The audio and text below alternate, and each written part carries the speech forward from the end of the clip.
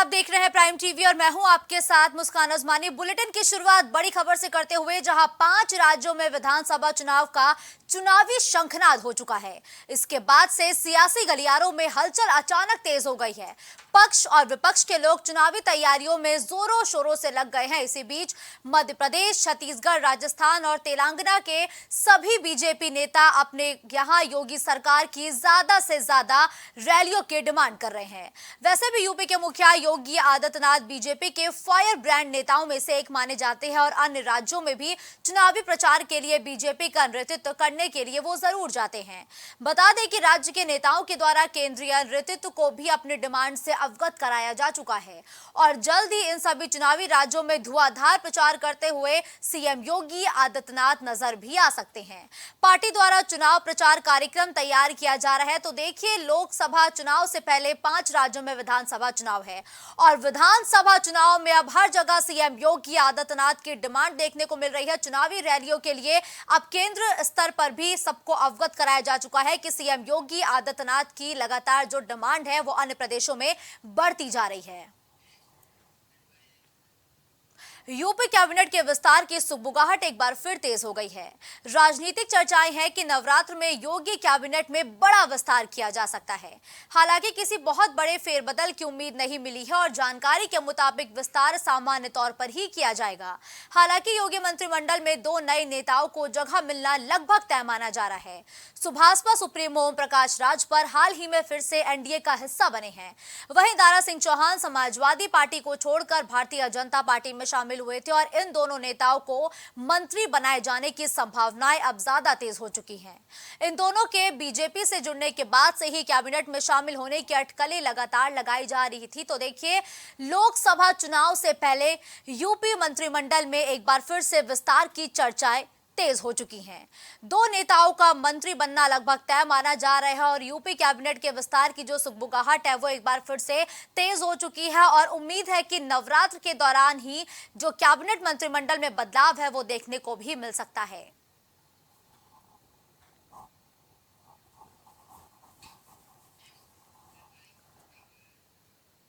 UP में Bharatiya Janata party अपने mission 80 को पूरा करने में कोई भी कोर कसर नहीं छोड़ना चाहती है। बीजेपी ने इसके लिए तैयारियां भी शुरू कर दी हैं। मोदी सरकार तीसरी बार सत्ता में आने के लिए हर संभव रणनीति तैयार कर रही है और उस रणनीति पर काम भी कर रही है। लोकसभा चुनाव में पार्टी यूपी सरकार के मंत्री को चुनाव लड़ा सकती है और मिली जानकारी के मुताबिक असीम अरुण इटावा से चुनाव लड़ सकते हैं, जबकि जयवीर सिंह फिरोजाबाद से चुनाव लड़ सकते हैं। तो वहीं दयाशंकर सिंह बलिया से चुनावी मैदान में अपनी दावेदारी पेश करते हुए भी नजर आ सकते हैं। अगर पीलीभीत की बात करें तो जितिन प्रसाद पर भारतीय जनता पार्टी वहां पर एक बड़ा दाव लगा सकती है, जबकि दिनेश प्रताप सिंह को रायबरेली से चुनावी मैदान में उतारा जा सकता है।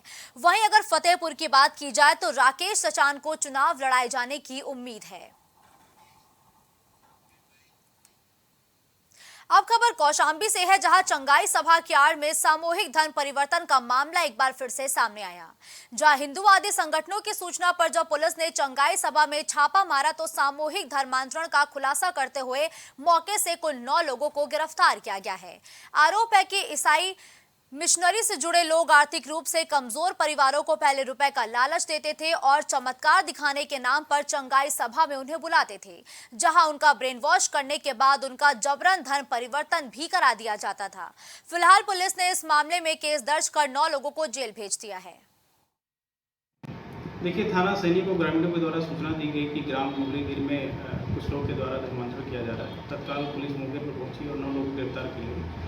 उस आधार पे थाने पे सुसंगत धाराओं में मुकदमा पंजीकृत कर लिया गया है और उनको माननीय न्यायालय के समक्ष भेज दिया गया है। अनावश्यक विधि कार्रवाई की जा रही है। रुक करते हैं अगली खबर का, जहां कानपुर देहात में थाना शिवली के अंतर्गत पारिवारिक विवाद के चलते जीजा ने साले की फावड़े से काटकर निर्मम हत्या कर दी है और हत्या करने के बाद वो मौके से फरार हो गए हैं। वहीं ग्रामीणों से मिली जानकारी के मुताबिक मौके पर पहुंची पुलिस ने शव को कब्जे में लेकर पोस्टमार्टम के लिए भेज दिया है और आरोपी की तलाश भी शुरू कर दी है। वहीं पूरे मामले को लेकर अपर पुलिस अधीक्षक राजेश पांडे ने बताया कि दोनों के बीच पारिवारिक विवाद चल रहा था। कराना है। आज रात थाना शिवली के गांव प्रतापपुर उदैत में विश्वनाथ उर्फ विशंभर की उनके बहनोई राकेश कुमार द्वारा फावड़े से काटकर हत्या कर दी गई। हत्या के प्रथम दृष्टया कारण उनकी कुछ पारिवारिक कलह है। मौके पर फील्ड यूनिट एवं समस्त उच्चाधिकारी पहुंचे। फील्ड यूनिट द्वारा साक्ष्य संकलन की कार्रवाई पूर्ण की गई। अब खबर कासगंज से है, जहां सहावर थाना क्षेत्र के अलाउद्दीन तिराहे के पास पुलिस ने गैंगरेप के आरोपी को मुठभेड़ के बाद गिरफ्तार कर लिया है और पुलिस ने आरोपी के कब्जे से अवैध तमंचा कारतूस भी बरामद किया। बताया जा रहा है कि बदमाश गैंगरेप के मामले में फरार चल रहा था। फिलहाल पुलिस ने बदमाश को जिला अस्पताल में भर्ती करा दिया है, जहां बदमाश का इलाज लगातार जारी है।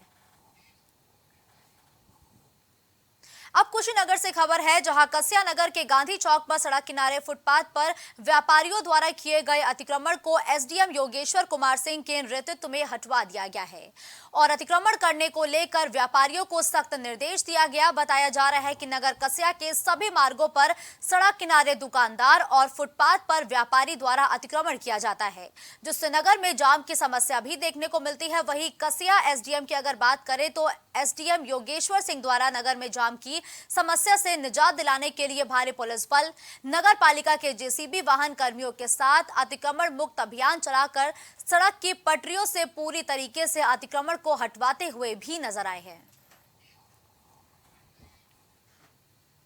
अगली खबर मुरादाबाद से है, जहां एक पीतल कारीगर की चाकू मारकर हत्या कर दी गई है। जहां घटना के बाद इलाके में सनसनी फैल गई और शुरुआती छानबीन के बाद पुलिस को पता चला कि वक्फ के मकान को लेकर पीतल कारीगर का विवाद चल रहा था। इसी के चलते पीतल कारीगर की हत्या कर दी गई। फिलहाल पुलिस मामले की तफ्तीश में जुटी हुई है। इस बुलेटिन में फिलहाल के लिए बस इतना ही। देश और दुनिया की तमाम बड़ी खबरों के लिए आप देखते रहिए प्राइम टीवी।